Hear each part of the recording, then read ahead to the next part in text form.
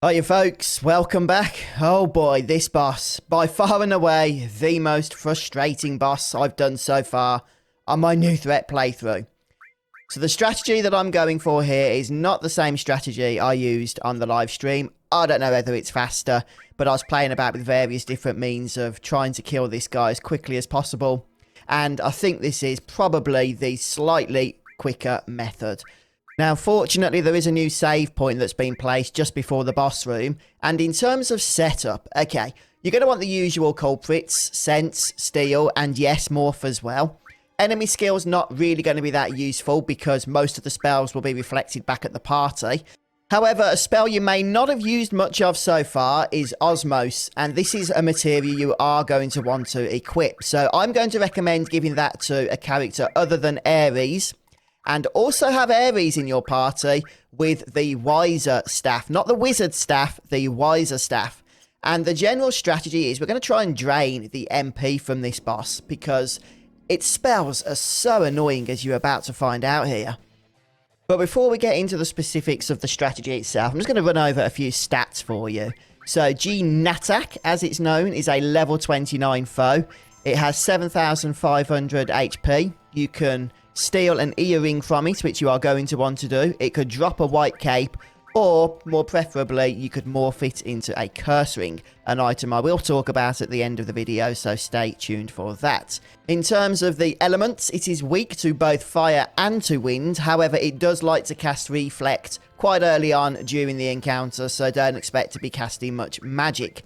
Now, you might be thinking, we can just go ahead and start casting cure spells, maybe even a Phoenix Down or an Elixir, just like in the original game, and one-shot this thing.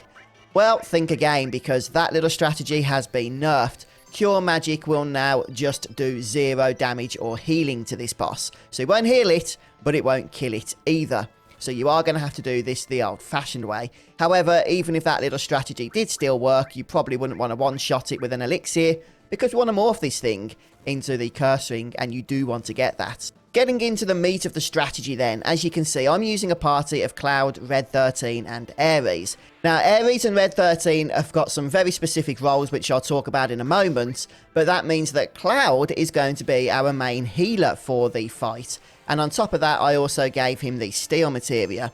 So to start with, as soon as the battle opens, we're just going to start trying to steal from this guy to get that earring. It shouldn't take too long, but just keep Cloud persevering with that.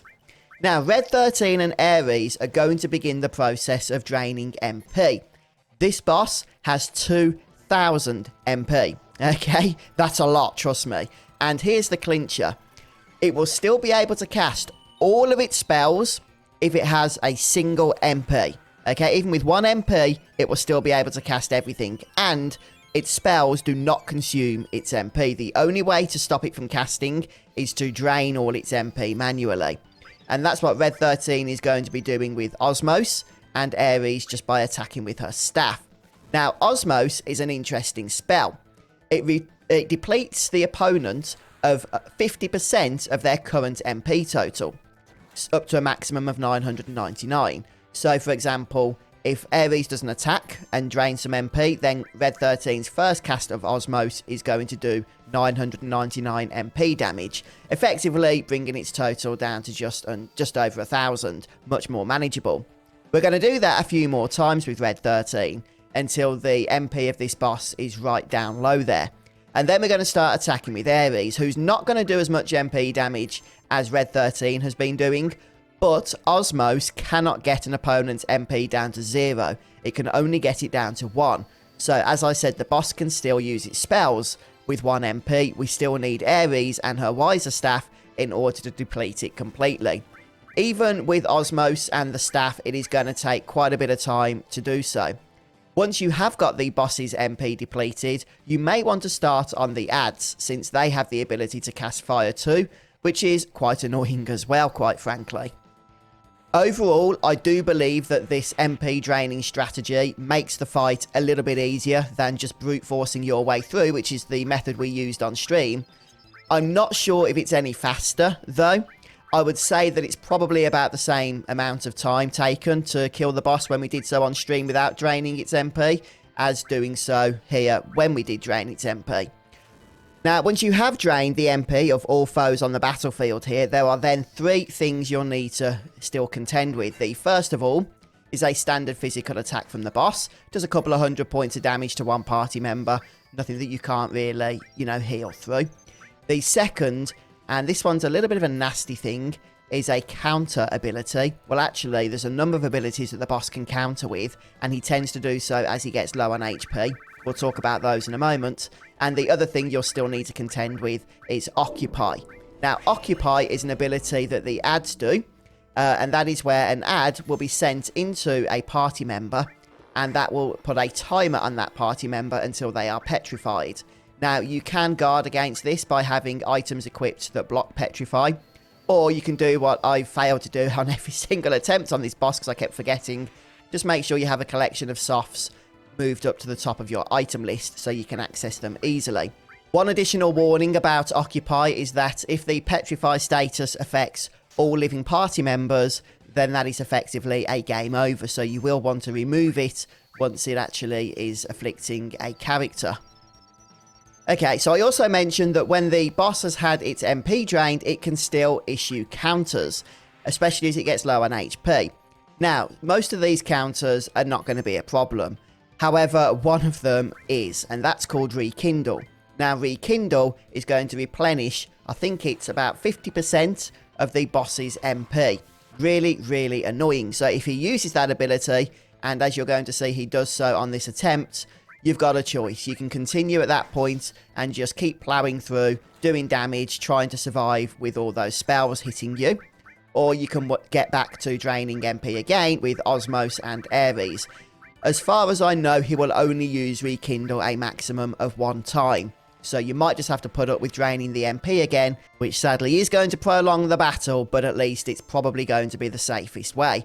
Talking about spells, if you do go the route of not draining MP, then you are in for a long fight still. It's, as I say, it's not really a shortcut not doing so, because this boss is so annoying.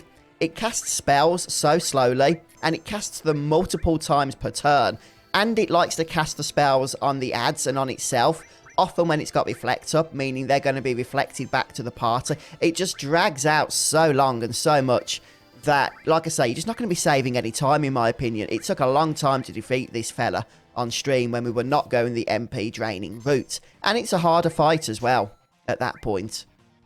So as you can imagine, this fight, whichever direction you go in, is going to be an exercise in patience. But by this point, we've gone ahead and drained a whole load of MP. The boss now cannot do its regular spells, which is a really nice thing, trust me. The ads, at least, I think I've drained at least 1, if not 2 completely. Cannot cast fire 2. And what I'm going to do at this point is just start unleashing the damage. And this is where we get to have a little bit of fun. So you still want to be careful. You don't particularly want to cast spells because there's every chance that Reflect is still active. But unleashing physical attacks with your hard-hitting damage dealers and also summons are going to be the way to get just a load of damage in now. And if you have limit breaks active, then by all means use those as well. If you haven't cast Sense, make sure you do so because you do want to morph the boss, as I mentioned, into the Curse Ring. So you will need to be keeping an eye on the HP levels. But as you are now privy witnesses to, once you've depleted this boss's MP, it's effectively inert. You know, it's just no danger at all. Yeah, you have to contend with that physical attack, but you can easily heal out of that. Just try and do as much as you can now before it goes ahead and does Rekindle, which is a counter ability. It's not always going to do it as far as I know, but when it does, by golly can it be annoying because then you're back to draining MP again. So yeah, really just use this opportunity to just get in as much damage as you can. You're not having to heal so much. And even the ads, if you've depleted their MP, aren't going to be casting fire either. So just start unleashing all the summons. Shiva's a good summon. Ifrit is helpful, but just bear in mind you will heal the ads, but chances are you're not going to be killing those anyway. You'll still do a lot of damage to the boss. Chocobo Mog, or whatever it's called, does wind damage, I believe, and the boss is weak to that element, so fire that out. And that was the plan that I was going with, as you can see, until it countered with Rekindle. Now, I know I just cast a summon, but that isn't the only means by triggering that counter Rekindle. As far as I am aware, it can do that counter regardless of the attack that it's countering. So don't think, oh, I just won't cast summons and I'll be fine, because unfortunately, nah, it doesn't work that way. Now that the boss has got its MP back, it's pretty much the same old, so I'll just speed things up here for a little bit. I did just continue with Osmos and attacking with the Wiser Staff to try and get that MP back down to 0. But it became a bit of an arduous process, so I gave up on that in the end, since the boss was so low on HP anyway, and I thought we'd just get to morphing. And that's pretty much what I was doing then, just morphing the boss turn by turn, since I didn't want to kill it, of course, and then just using Ares in order to just keep our party members healed up. Like I say, definitely one of the most frustrating bosses that we've encountered so far in Final Fantasy VII New Threat 2.0, but stick to the plan and you'll get there. It'll take a bit of time, but overall, in terms of danger levels, as long as you're paying attention to what's going on in the fight, then you shouldn't screw up too badly. Just make sure you morph that curse ring, because if you accidentally kill the boss, then you're going to have to restart the whole thing. Very annoying. Now, the curse ring seems to be a fantastic item. If you look at Cloud's stats here, 86 strength, 115 dexterity. The curse ring boosts that substantially. 50 plus to strength, about 16 to dex, and a bunch to the other stats as well. Now, of course, being the curse ring, it does have a bit of a drawback, and that is you get a 60-second counter at the start of the fight, and after 60 seconds, the player with the curse ring equipped, or the character with the curse ring equipped, will just die. Now, I did try and kill the party member myself to see if killing them, giving them a Phoenix down would remove the counter. It does not. Every time that party member is resurrected, they will have the counter reset. Okay, so you can't get rid of it. Probably means it's not that useful for bosses, but in terms of farming trash and just getting through, you know, various encounters, it's just going to speed things up considerably. So, yeah, it's going to be somewhat situational, but in those situations, I feel like it's going to be a very useful item indeed. But I do hope you folks continue to enjoy your adventures through Final Fantasy VII with the new threat mod. Thanks for stopping by, joining me for today's video. Don't forget to drop a like if you did enjoy it. That does support me, and I'll see you next time.